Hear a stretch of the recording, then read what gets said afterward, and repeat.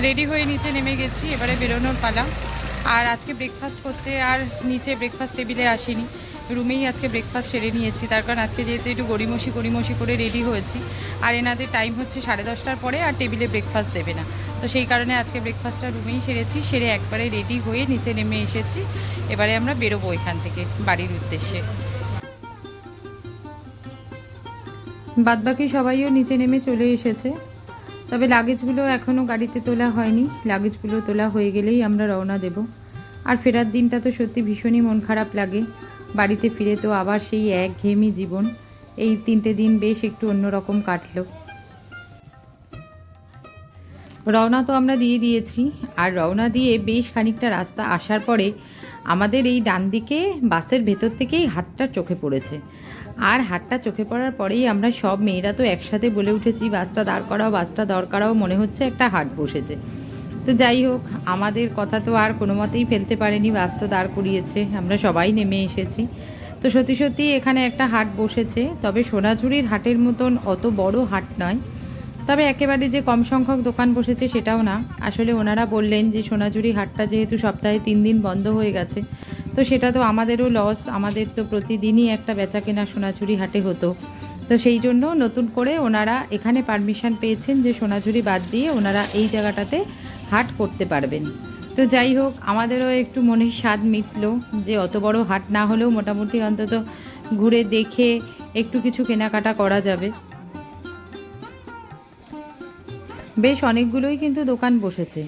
আর আমরা যেহেতু হোটেল থেকে 11টা 11:30টার মধ্যেই রওনা দিয়ে দিয়েছি, সেই জন্য খুব বেশি দোকান এখনও বসতে পারেনি।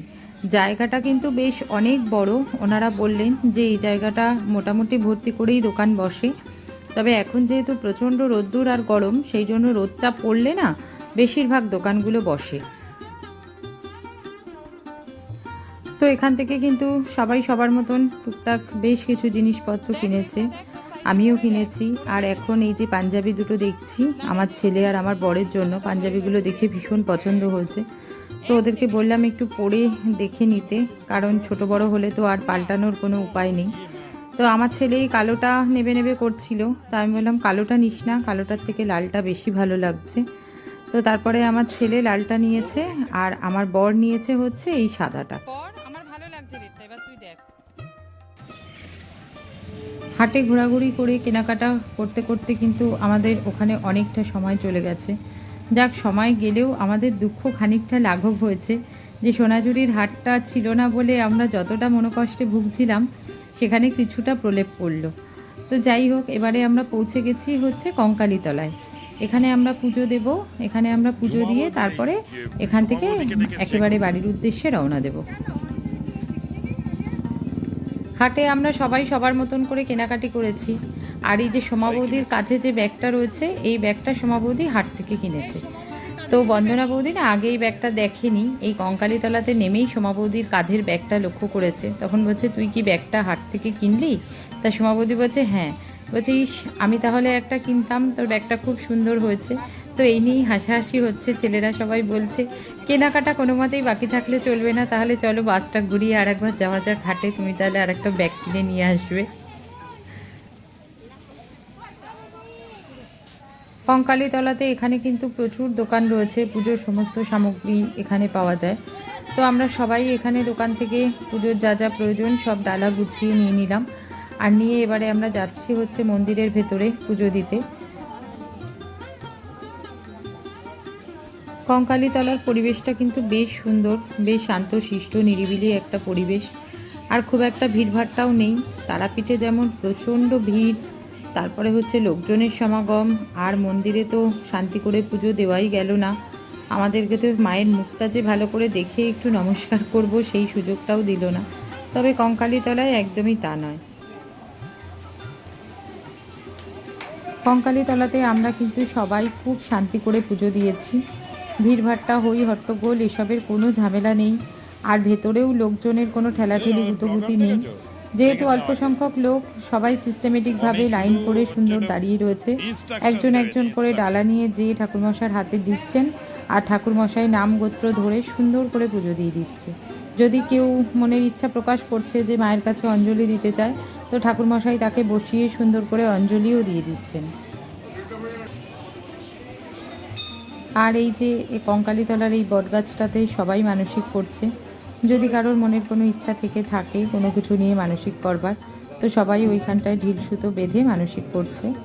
আর এই যে কঙ্কালীতলায় কিন্তু মায়ের মূর্তি না, এখানে কিন্তু মায়ের ফটো একটা বড় কাঁচ দিয়ে একদম সুন্দর করে বাঁধিয়ে একটা বিশাল বড় সিংহাসনের মধ্যে ফটোটা রাখা রয়েছে, সেটাতেই কিন্তু নিত্য পুজো করা হয়। পুজো দেওয়া আমাদের হয়ে গেছে। পুজো দেওয়ার পরে বাদবাকি সবাই গেল কঙ্কালীতলায় মায়ের ভোগ খেতে।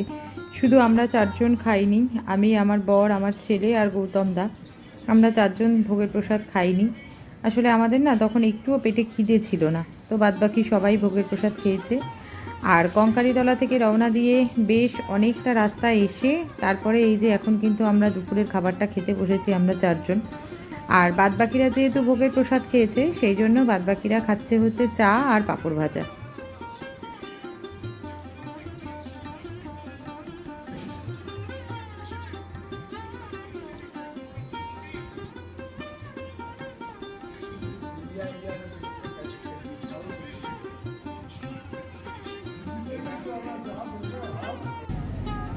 ওখানে দুপুরের খাওয়া দাওয়াটা সেরে আমরা আবার রওনা দিয়ে দিয়েছি। আর সবাই মোটামুটি ক্লান্ত, আর যেহেতু সবার দুপুরের ভাত খাওয়া হয়ে গেছে সেই জন্য সবারই একটা ভাত ঘুমের ঝুল এসেছে, তো অনেকে ঘুমিয়েও পড়েছে। আমারও কিন্তু বেশ ভালোই একটা ঘুম পাচ্ছে। আর বলা হয়েছে যে শক্তিগড় যে ছাড়া আর রাস্তার মধ্যিখানে আর কোথাওই দাঁড়ানো হবে না, একবারে সোজা শক্তিগড় যেয়ে বিকেলে চা খাওয়ার জন্য দাঁড়ানো হবে।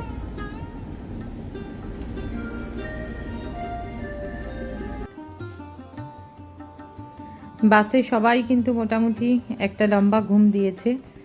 আর এবারে আমরা পৌঁছে গেছি হচ্ছে শক্তিগড়ে। আর এখানে আমরা খাবো হচ্ছে চা আর টুকটাক ওই ভাজা পোড়া, যেমন গরম গরম চপ ভাজছে, গরম গরম সিঙ্গাড়া। তো এই সমস্ত দেখলে তো নিজেকে কন্ট্রোল করাটা খুবই মুশকিলের ব্যাপার। তো সেই কারণে শুধু চা না, চায়ের সাথে সাথেই কিন্তু চায়েরও ব্যবস্থা হয়েছে। আর শক্তিগড়ের ল্যাংচা, মিহিদানা এ সমস্ত তো খুবই বিখ্যাত। তবে মিষ্টির দলে আমি নেই, যারা মিষ্টি খাবে তারা মিষ্টি খাবে, আমি মিষ্টি খাবো না।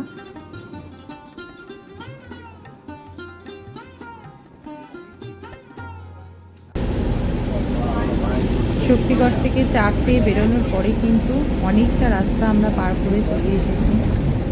এই যে বাদিকে দক্ষিণেশ্বরের মায়ের মন্দির আমরা এখন ক্রস করছি। আর দক্ষিণেশ্বর থেকে আমাদের বাড়ি একদমই বেশি দূর না, এই মিনিট 20-25-এর দূরত্ব। তো এই 2.5 দিন খুব ভালো কাটলো সবার সাথে, ভীষণ মজা করে এই 2.5 দিন কাটলো। আবার তো সেই বাড়িতে যেয়ে সেই একঘেয়েমি, থোড়বড়ি খাড়াবড়ি থোর, কালকে থেকে আবার সেই একই রুটিনে চলা। তো যাই হোক, আমার আজকের ব্লগটা আমি এখানেই শেষ করছি। আমার ব্লগটা যদি তোমাদের ভালো লেগে থাকে তো ব্লগটাতে একটা লাইক করে দিও, আর কমেন্ট করে অবশ্যই জানিও আমার ব্লগগুলো তোমাদের দেখতে কেমন লাগছে। যদি ভালো লেগে থাকে তো প্লিজ আমার চ্যানেলটা সাবস্ক্রাইব করে নিও। আজকের মতন টাটা, গুড নাইট। তোমাদের সাথে দেখা হচ্ছে আবার আরেকটা কোনো নতুন ব্লগ।